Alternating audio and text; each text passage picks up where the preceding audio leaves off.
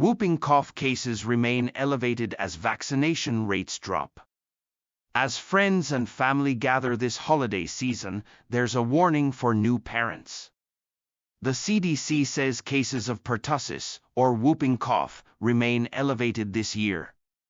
An unvaccinated infant died from the illness in Kentucky this week, while other states across the country are also experiencing a surge of cases.